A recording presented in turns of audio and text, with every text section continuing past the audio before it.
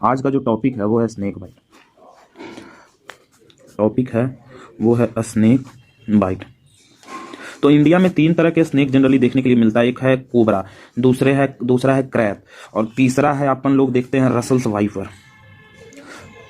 यही 3 तरह का जनरली।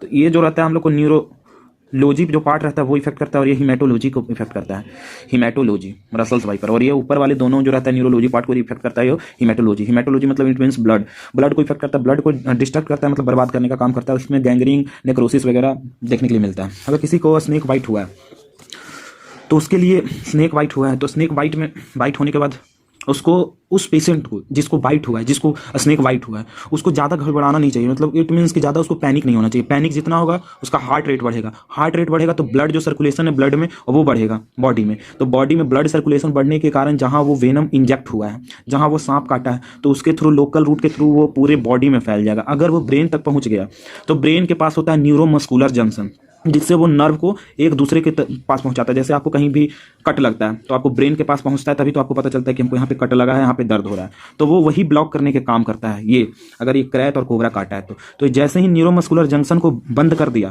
तो ब्रेन से सिग्नल आना बंद हुआ, बॉडी पर कंट्रोल खत्म हुआ, तो इंसान का मौत तय है।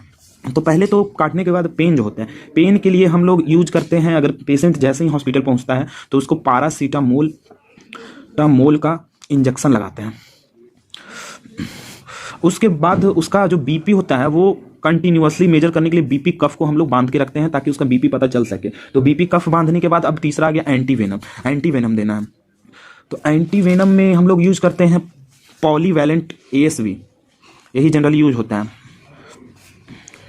ये 10 से 30 वायल्स मतलब होता है जो सीसी में आता है जो ये वेनम, और 10 to 30 वायल्स यूज होता है। और ये जो डोज है वो डोज है एडल्ट के लिए। एडल्ट इट मीन्स कि 12 to 25 ईयर्स तक एडल्ट का एज होता है, जिसको बोल सकते हैं। फिर चाइल्ड के लिए भी इतना डोज है और ये प्रेग्नेंट लेडीज़ के लिए भी इतना डोज यूज किया जाता है एंटीवेनम के लिए, जो ये एंटीवेनम रहता है।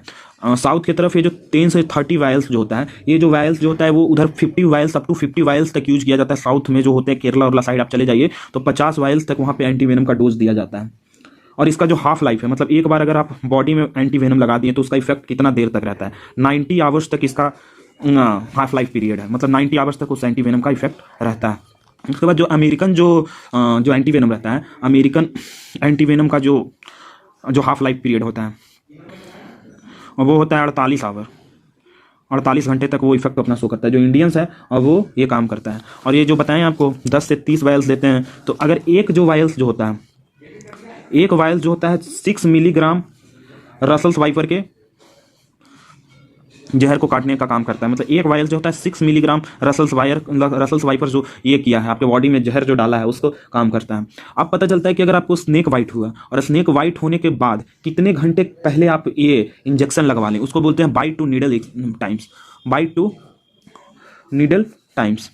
तो बाइट टू नीडल्स टाइम जो होता है लेस देन 4 आवर। मतलब स्नेक बाइट हुआ, स्नेक बाइट के विदिन 4 आवर अगर एंटीवेनम आप लगवा लेते हैं तो इससे आपकी जान बच सकती है, अन्यथा कोई उपाय नहीं है अगर ये 3 स्नेक आपको काटा है तो। अब देखिए बताते हैं, अब क्या है कि अब आपको स्नेक बाइट हुआ है तो उसका इंडिकेशन मतलब कि आपको क्या दिक्कत हो रही होगी। तो इंडिकेशंस में जनरली पहले होता है कोगुलोपैथी जो होता है, इट मीन्स कि आपका जो ब्लड है इंटरनली क्लॉट करने लगेगा धीरे धीरे अगर ये रसल्स वाइपर का वाइट हुआ है तो। दूसरा है इसका इंडिकेशन आपको दिक्कत होगा, न्यूरोटॉक्सिसिटी होने लगता है।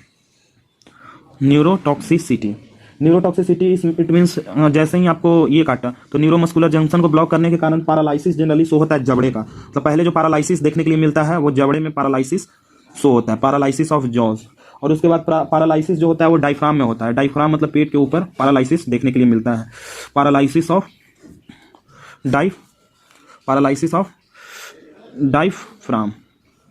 ये तो न्यूरोटॉक्सिसिटी हो गया। अब देखिए कार्डियोवैस्कुलर मतलब हार्ट पे इसका क्या इफेक्ट है, तो कार्डियोवैस्कुलर भी इफेक्ट बता देते हैं। ये सब चीज़ें जब आपको स्नेक बाइट होती है तो वो चीज़ें देखने के लिए मिलती है। तो कार्डियोवैस्कुलर एबनॉर्मेलिटी में अब देखिए कार्डियोवैस्कुलर एब्नॉर्मलिटी में बीपी जो रहेगा वो आपका डाउन होते जाएगा। जैसे जैसे वो स्नेक बाइट है, स्नेक वेनम नहीं लगेगा एंटी वेनम, तो बीपी है जो इरेगुलरली डाउन होते जाएगा। ये होगा, साथ साथ जो हार्ट बीट है वो इरेगुलर धड़केगा, तो कभी ज़्यादा पंप करने लगा, हार्ट रेट बहुत ज़्यादा धड़क रहा है, कभी कम धड़क रहा है, ऐसे होने लगेगा। तो एरिथमिया शो होता है। उसके बाद चौथा है जो होता है सीवियर वोमिटिंग हो सकता है। तो वोमिटिंग है वो बहुत ज़्यादा होगा, और इसके साथ एब्डोमिनल पेन देखने के लिए मिलेगा। फिर लोकल स्वेलिंग, जहाँ आपको स्नेक बाइट हुआ है वहाँ स्वेलिंग देखने के लिए मिलेगा। अब वो स्वेलिंग जो होगा, स्वेलिंग जो होगा वो जो आपके आर्म है, आर्म के सरकमफेरेंस के जो हाफ सरकमफेरेंस जो होता है और वो कवर कर लेगा। अप्रॉक्स आर्म के हाफ सरकमफेरेंस को कवर कर लेगा, आर्म को और लेग को, दोनों को, आर्म और लेग बोथ। छठा देखिए कार्डिनल फीचर इसका रैपिड एक्सटेंशन होगा स्वेलिंग का। स्वेलिंग जो होगा वो बढ़ते जाएगा, रैपिड एक्सटेंशन ऑफ स्वेलिंग,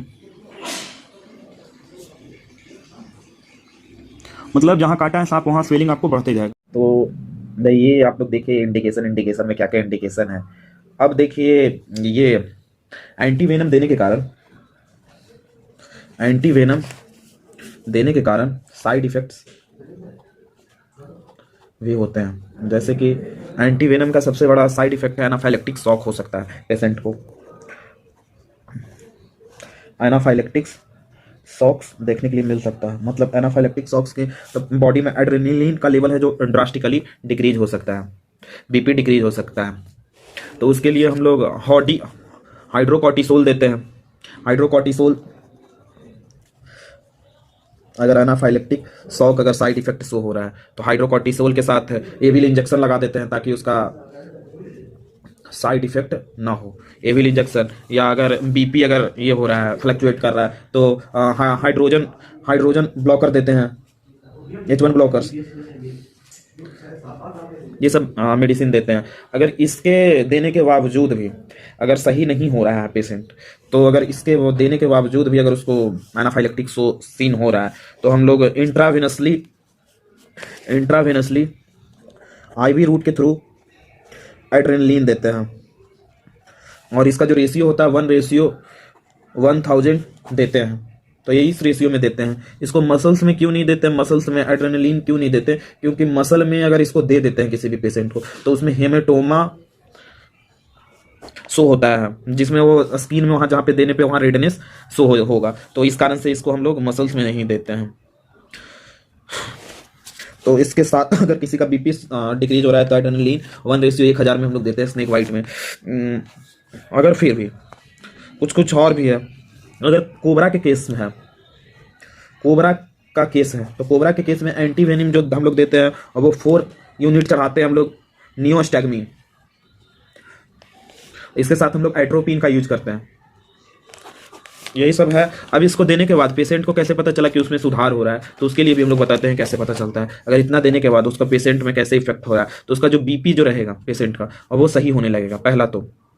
दूसरा उसका एक टेस्ट हम लोग करते हैं, वो है WBCT, 20 WBCT टेस्ट का नाम है। 20 मतलब 20 minute blood coagulation time, 20 minute blood coagulation time से हम लोग चेक करते हैं कि उसको हम लोग जो ब्लड जहाँ सैंपल कलेक्ट करते हैं, तो सैंपल जैसे इस ट्यूब में कलेक्ट किए हैं, सैंपल, तो इस ट्यूब को हम लोग वर्टिकली रखते हैं 45 डिग्री पे। उससे पता चलता है अगर वो ब्लड 20 मिनट के अंदर में क्लॉट हो गया तो क्लॉटिंग टाइम उसका होता है 20 मिनट। चेक करते हैं, इधर उसको 90 डिग्री नहीं तो 45 डिग्री पे रखकर चेक करते हैं। 90 डिग्री मतलब कि इसका जो ये है वो इस तरह से होगा, तो उससे पता चलता है कि उसमें कितना देर तक और कोगुलेशन मतलब हो गया है। कोगुलेशन मतलब उसमें हो रहा है। अगर कोगुलेशन अगर नहीं हो रहा है 20 मिनट के अंदर में, मतलब कि उसको ऐसे जनरली मानते हैं कि ये उसका वेनम उस पर काम कर रहा है। इसी तरह से हम लोग इससे पता करते हैं। और पता है कि कोबरा है और करैथ है, ये न्यूरोमस्कुलर जंक्शन को ब्लॉक करता है। और जो वाइपर है, रसल वाइपर में बहुत सारा वेराइटी है। हम्पटन एक रसल्स वाइपर भी होता है, और भी 2-3 स्पीसीज है रसल्स वाइपर का। तो रसल्स वाइपर जो होता है वो हिमेटोलॉजी हम लोग को पार्ट को इफेक्ट करता है। और साथ साथ ये रीनल फेल्यूर को भी करता है। रीनल फेलियर, इसमें एक्यूट रीनल फेलियर देखने के लिए मिलता है पेशेंट को। तो इसी के तरह ये है protocol of snake bite. Snake bite में यही प्रोटोकॉल हम लोग यूज करते हैं, जो कि ये है।